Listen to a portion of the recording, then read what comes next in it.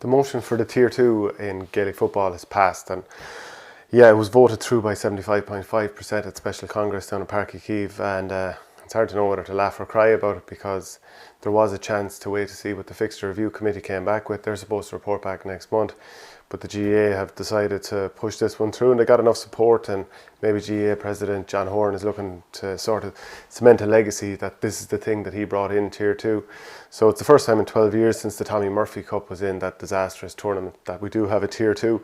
So there's a lot of good reporting from Pat Nolan of the Mirror and John Fogarty of the Examiner from the Congress. We had Micheál Briody, the CPA Briody, on this before, and he was talking about how the Fixture Review Committee, which involves the GPA, CPA, etc., how their recommendations, or if something is brought through in Congress next year, that can supersede this Tier 2 championship structure that's after been passed down in Cork. But the thing within that is that it will have to incorporate a Tier 2. So it was a chance just to go back, root and branch review, go from square one.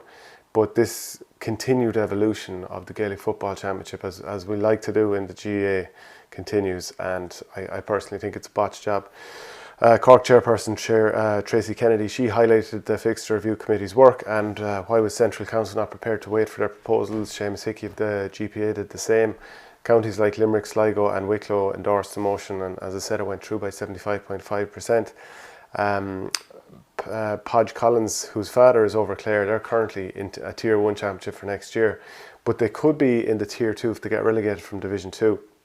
Now, Podge Collins, he tweeted to Pat Nolan of the Mirror, saying the Fixture Committee reporting in November must feel valued. Terrible proposal for an idea that could work if done right. Back to the Tommy Murphy for a year. So with Clare, that his father is over, there was a motion passed, Tipperary motion, that if Tier 2 comes in, it'll be based on the 2020 league standings, and that got 87.5% support.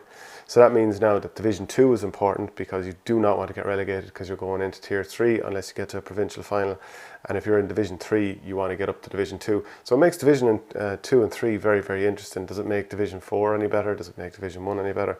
No, and it goes back to the fact that I think there should be a root and branch review. How much of the year should be spent on league? Why do we spend so much of the year on a competition where people say league is league? But there you go. And obviously the provincial championships are going to be unchanged.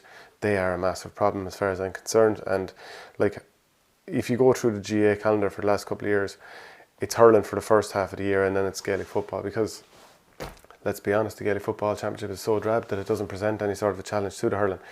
So Pat Nolan of the Mirror tweeted, he clarified the number later, 112 delegates voted in favour of a terribly flawed Tier 2 football championship motion today.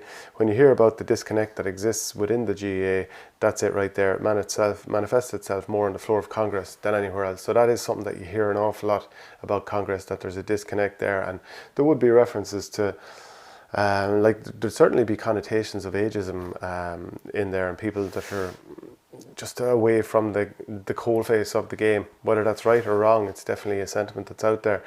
Kieran McCavanagh, the Antrim chairman, he spoke against Tier 2, highlighting that there's more coverage of Marty Morrissey's close than there is of the Joe McDonagh Cup, which Antrim are in, and reckoned that there was various empty promises.